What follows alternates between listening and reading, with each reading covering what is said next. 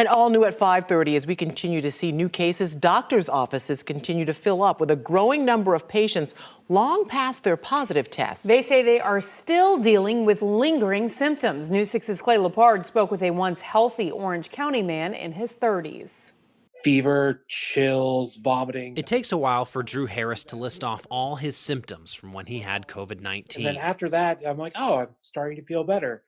And then it moved into my lungs and I couldn't breathe. We first introduced you to Harris back in June after he tested positive in March and spent 68 days on a ventilator in intensive care. A healthy 32-year-old with no pre-existing conditions. That was a surreal thing, going like, I've lost 2 months of time.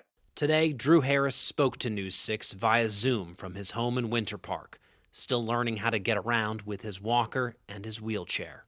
I feel woozy today. I have no appetite whatsoever. Yesterday, I was ravenously hungry. It's really just a grab bag of stuff. It's really random stuff that happened while I had COVID or even while I was recovering in the hospital after waking up.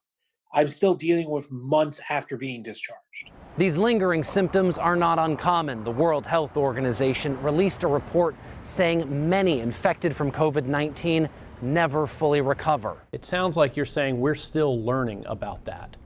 We know it's real. We asked Advent Health's Associate Chief Medical Officer about it during their weekly online briefing. We are at the stage of trying to understand what those manifestations are, how can we treat them, and as an organization, we're thinking about this concept of post-COVID care and how to best treat those patients. Patients such as Harris are now classified as long haulers as the wait for their cure continues. Take this seriously, even if it's just like a little bit of time to make sure that we get rid of it.